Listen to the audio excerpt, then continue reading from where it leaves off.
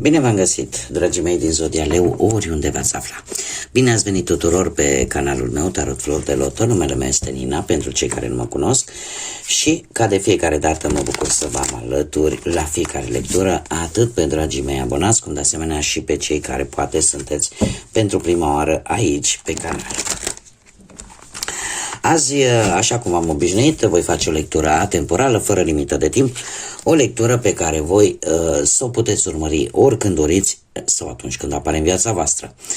Desigur, nu uitați un aspect important, anume faptul că voi vă construiți viitorul, așa că vă rog din suflet să luați decât acele mesaje care rezonează cu voi, iar restul lăsați-le să zboare în univers, pentru că sigur sunt pentru alte energii, pentru alte persoane care poate într-o mai mică sau mai mare măsură au o legătură cu Zodia Leu. De asemenea, dragilor, dacă nu veți rezona deloc cu această lectură, puteți urmări, puteți viziona celelalte zodii. Celelalte zodii care pot reprezenta pentru voi poate ascendentul sau oricare altă planetă sau aspect astral din harta voastră natală. Cum de asemenea puteți urmări celelalte lecturi atemporale, da, care nu au o limită de timp, din lista pe care o găsiți pe canalul meu de YouTube, Tarot 2025.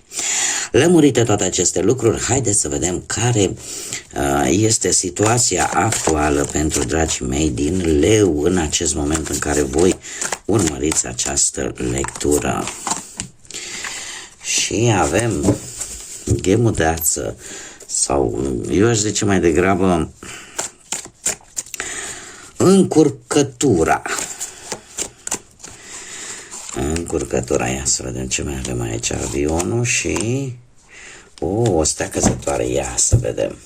Dragilor, se pare că voi, într-un trecut nu foarte îndepărtat, ați avut parte de ceva tensiuni, de ceva neînțelegeri, nu știu dacă Zodia Săgetător a avut sau nu o legătură. Cert este că dacă nu vorbim neapărat de o persoană din Săgetător care să fie avut legătură cu anumite tensiuni vis-a-vis de voi, atunci trebuie să vă spun că Zodia Săgetător ca și caracteristică vine cu foarte mare sete de aventură, de cunoaștere. Cumva ați lăsat impresia poate că sunteți bine, că totul va fi bine și ați avut o foarte mare putere de convingere vis-a-vis de o anumită situație conflictivă. Da, mare atenție. Faptul că avem și cifra 5, asta în continuare îmi vorbește de curiozitate, de o ușoară instabilitate într-o anumită problemă, într-o anumită situație, de conflict, este adevărat, dar în același timp de curaj. De curaj și de noi experiențe pe care unii dintre voi posibil să le fi avut sau pur și simplu de anumite tensiuni, cum am mai spus, de mari schimbări, de asemenea, unde tu a fost pentru tine cumva, probabil că singura modalitate pe care ai găsit-o a fost aceea de a fi flexibil și de a te adapta acestor situații. Ca și carte în sine îmi spune că ceva posibil să fie ieșit din matcă. Ceva e posibil să fie ieșit la suprafață, ceea ce pe tine oarecum te-a făcut să te gândești, domne, pentru că aici văd un 6 și avionul, să te gândești, știi ce, mie nu mai îmi place situația asta, e prea murdară pentru mine, e prea încurcată, vreau să ies. Și avem avionul care ne vorbește de călătorii, ne vorbește de călătorii pe distanțe lungi, poate chiar cu avionul. Dar cred că din punct de vedere spiritual ne vorbește foarte mult de libertate. De libertatea de a nu te simți îngrădit într-o anumită situație. Și mai ales dacă această situație are și conotațiile astea un pic murdare, un pic negative. Faptul că avem și cifra 6, asta îmi spune că vrei ești într-o perioadă în care cauți armonia, în care cauți echilibru, în care îți dai seama ce nu mai este bun pentru tine, la ce trebuie să renunți și ce este negativ și ce nu. Și faptul că ești dispus să renunți la ceea ce nu-ți mai face bine. De asemenea, ne vorbește, mai ales pentru că avem și zodia Vărsător, care ne vorbește de rebeliune, da? De acea dorință de a fi liber, de a fi liber să te exprimi, de a fi liber să faci ceea ce tu consideri de cuvință că este bine pentru tine și să lași în urmă anumite, cum să spunem, poate obiceiuri sau poate reguli care pentru tine nu mai prezintă încredere. Într-un viitor nu foarte îndepărtat avem un 8 și avem o zodie, zodia Berbec, care îmi spune că ai tot ceea ce îți trebuie și că lucruri importante se vor întâmpla în viața ta. La modul general avem această stea căzătoare care ne spune, domne, trebuie să te miști repede, trebuie să acționezi repede. E posibil ca o dorință de-a voastră, un proiect, un plan de-al vostru să înceapă să prindă contur, dar probabil că ți se cere acest lucru, să fii precum, să ai această caracteristică pe care o au, de exemplu, zodia Berbec, da? Care sunt foarte, cum să spun, foarte energici, foarte dinamiști și care în momentul în care își propun un lucru nu se dă în lături până nu îl îndeplinesc. Chiar dacă pentru asta, cum să spun eu, este necesar să muncească foarte mult, dar nu se dă înapoi. Da? Nu îi plac jumătățile de măsură și probabil că și voi cumva împrumutați cumva din caracteristicile acestei zodii Berbec și vreți să treceți la acțiune și veți trece la acțiune.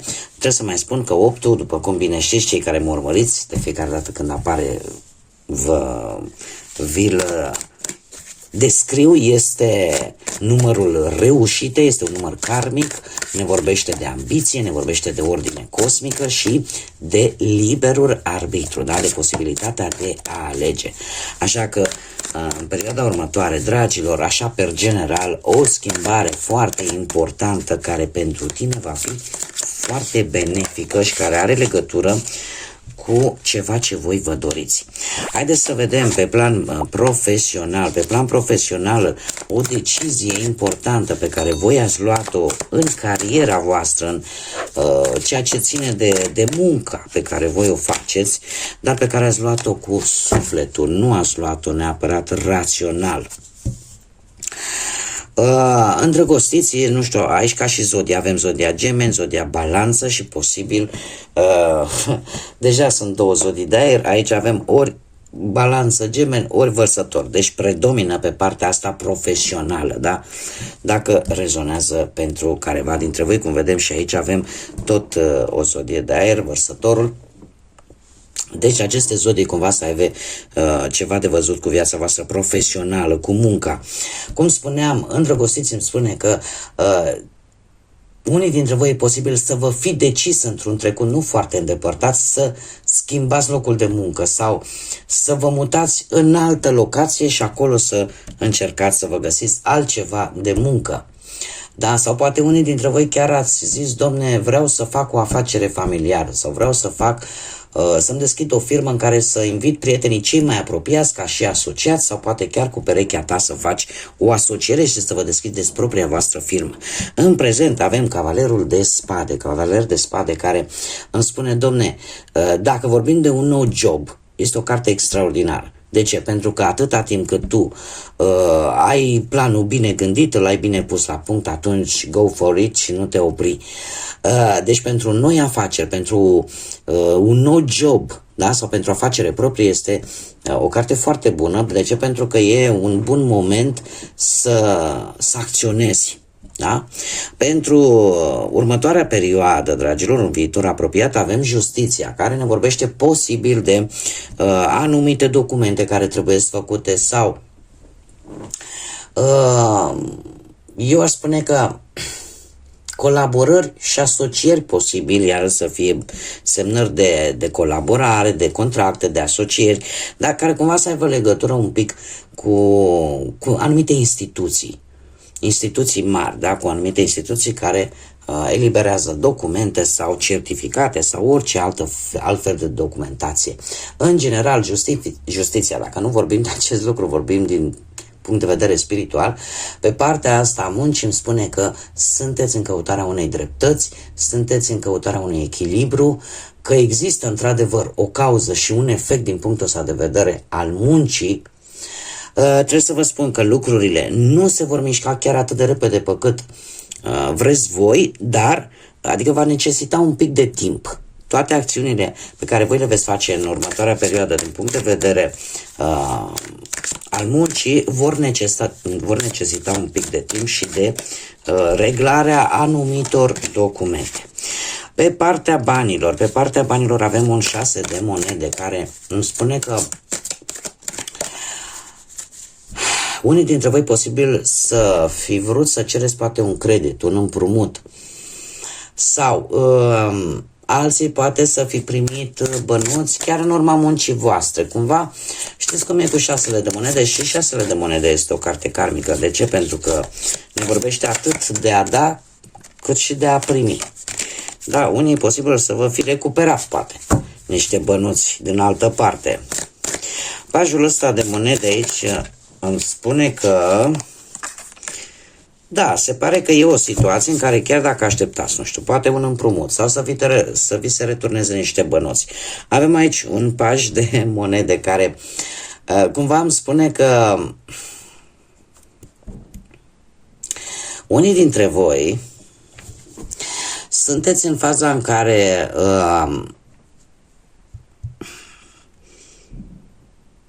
trebuie să mai aveți puțin tică răbdare, vorba lui Caragiale. Deci trebuie să aveți un pic de răbdare. De ce? Pentru că lucrurile vor ieși benefic pentru voi din punctul ăsta de vedere financiar.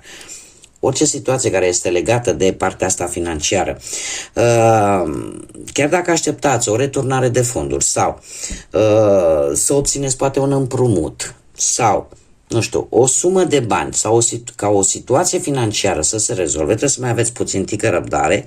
De ce? Pentru că într-un final, într-un viitor apropiat, avem un soare care vă și reprezintă pe voi ca și zodie și care îmi spune că banii vor veni. Vor veni într-un moment total neașteptat și chiar dacă vouă vi se pare în acest moment un pic imposibil de recuperat, totuși mi asta îmi spun cărțile că ei vor veni. Da? Îi vei recupera și pentru alții, de exemplu, poate să fie să vină niște bănuți din cu totul altă direcție, mai puțin de unde vă așteptați voi. Da? Să vină dintr-o direcție la care efectiv să nu vă așteptați, dar să vă aducă bucurie. Vreau să revin la acest paj de monede. De ce? Pentru că voi trebuie să vă cunoașteți valoarea. Voi trebuie, mai ales dacă sunteți în situație în care poate trebuie să vă negociați salariul sau să negociați ceva, cunoașteți-vă valoarea și cereți exact cât simțiți voi că meritați pentru munca care voi o prestați, când e vorba de bani. Acum, mergem mai departe și haideți să vedem pe plan sentimental ce vine pentru dragii mei din Leu, prima oară cei care sunteți într-o pereche. Și avem pusnicul, dragilor dragi. Hei, aș spune că unii dintre voi sunteți un pic, ați avut o perioadă într-un trecut nu foarte îndepărtat, în care nu prea ați fost așa comunicativ, ați fost un pic mai retrași așa în relație, nu prea ați comunicat cu perechea voastră. Poate că anumite gesturi sau anumite acțiuni v-au trimis cu gândul în trecut și ați avut o perioadă așa în care ați analizat foarte bine un anumit aspect al relației voastre cu privire la, sau mai bine zis, ați analizat,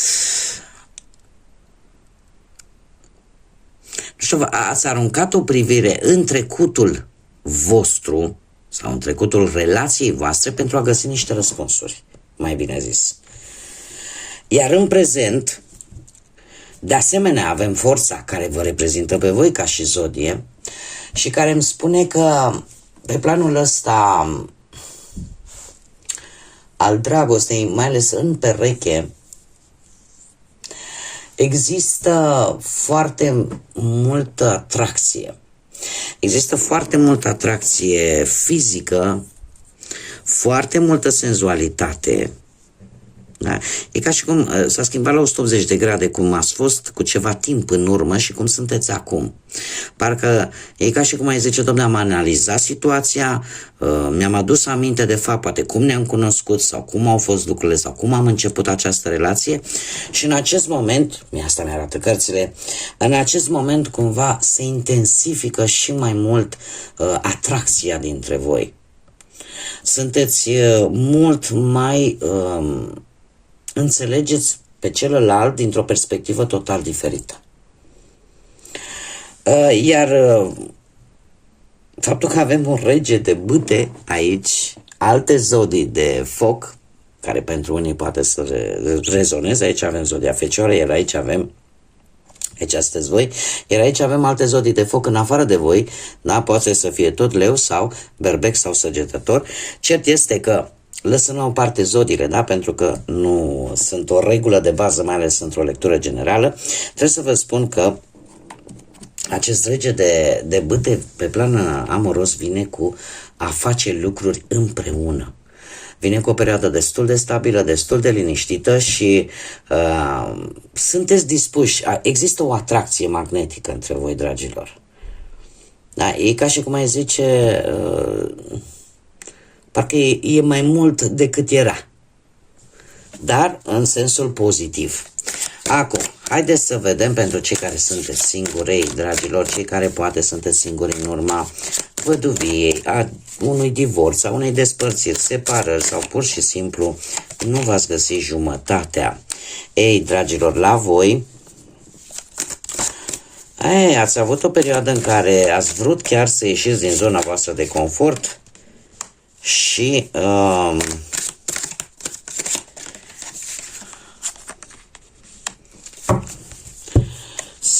să luați o atitudine.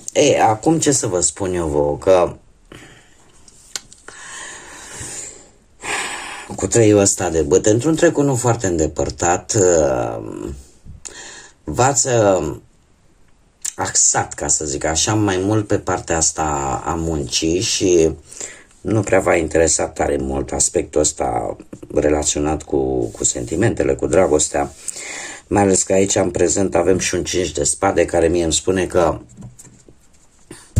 cumva ceva conflicte, ceva tensiuni în viața ta în general au făcut sau fac în acest moment încât să nu stați capul la treaba asta cu sentimentele și cu dragostea. Și unii dintre voi sunteți foarte axați pe cu totul alte probleme decât cele sentimentale, da? Dintre cei care sunteți singuri.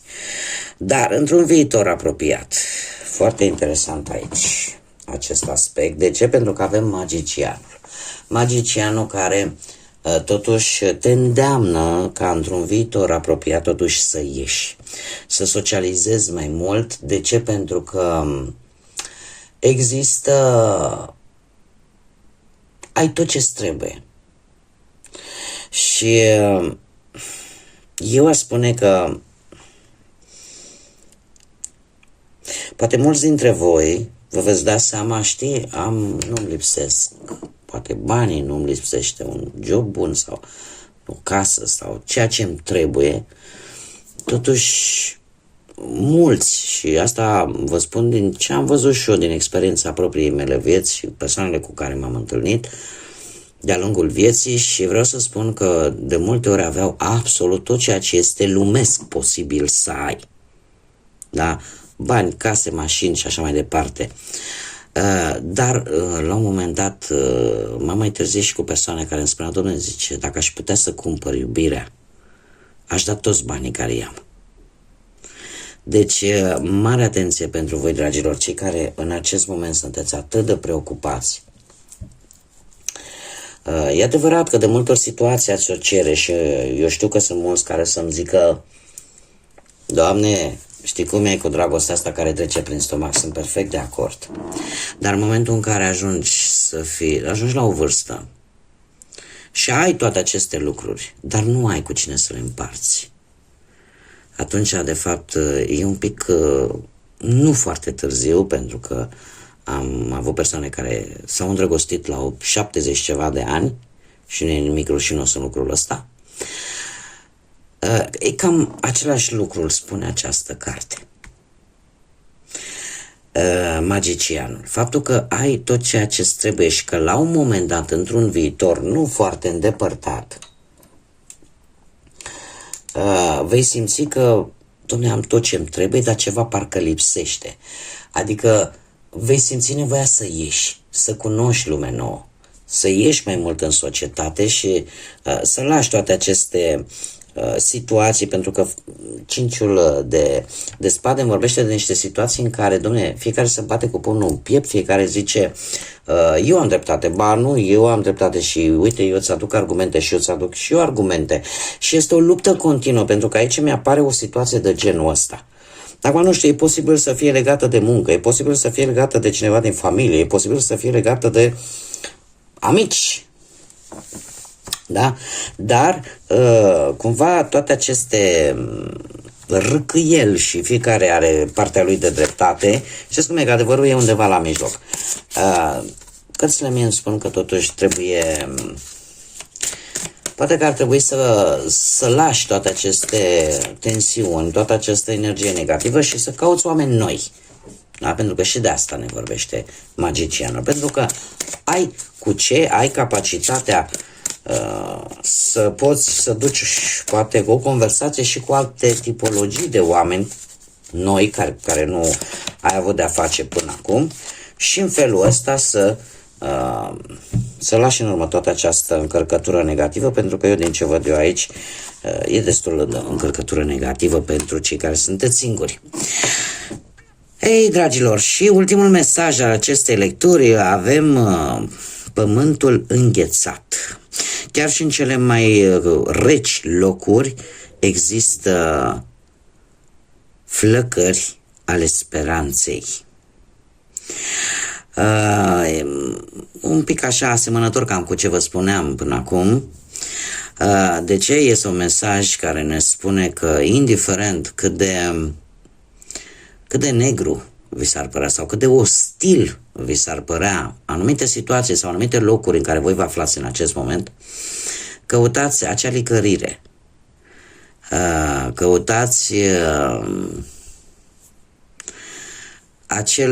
acel scop care să vă facă să mergeți înainte, căutați acea ghidare, pentru că știți cum e cu speranța care moare ultima. Și lăsăm la o parte că am persoane care îmi lasă comentarii și cu speranța mor de foame. Nu, deci asta eu vă spun din propria mea experiență. Dacă mi-aș fi pierdut speranța vreodată și atunci când eram tentată să o fac, am cerut sprijin, am cerut ajutor și care mi s-a dat. Da, am cerut divinității, am spus gata, nu mai pot, simt că nu mai pot, până aici am putut, am cerut sprijin, dar din tot sufletul și din toată inima, pentru că în momentul în care simți că nu mai poți și o faci la modul cel mai sincer, eu din experiența mea proprie de viață vă spun că acel ajutor vine. Că nu coboară nimeni din cer, nu. Dar vine prin persoana X, vine prin persoana Y, vine printr-o situație care este favorabilă mie și de care eu va trebui să profit. Deci cam ăsta e felul în care cerul și divinitatea universul răspunde disperării oamenilor de multe ori. Bun, dragilor, deci nu vă pierdeți speranța. Cam aceasta a fost lectura pentru voi. Eu vă mulțumesc din suflet pentru prezența voastră. Sper că v-am putut ajuta. Mulțumesc de asemenea tuturor pentru comentarii, pentru like-uri, pentru distribuiri. Aștept, desigur, și în continuare sprijinul și suportul vostru și toți cei care încă nu s-au abonat, cu mare drag îi aștept să se aboneze dacă au rezonat, dacă v-a plăcut acest gen de lecturi și mai doriți să vedeți, cum de asemenea încă o dată mii de mulțumiri tuturor celor care prin like-urile voastre, care asta este cel mai important, deci dacă ar fi să fac un ranking, ar fi like-urile pe primul loc, comentariile și distribuirile, deci like-urile sunt foarte importante în dezvoltarea acestui canal, iar eu vă mulțumesc tare mult din suflet tuturor celor care sprijiniți acest proiect frumos și minunat pe care Eu l-am deschis aici, pe YouTube. Până data viitoare, când ne vom reîntâlni, numai bine vă doresc multă energie pozitivă, multă lumină în suflete și în gânduri și, desigur, să fiți iubiți, dragilor.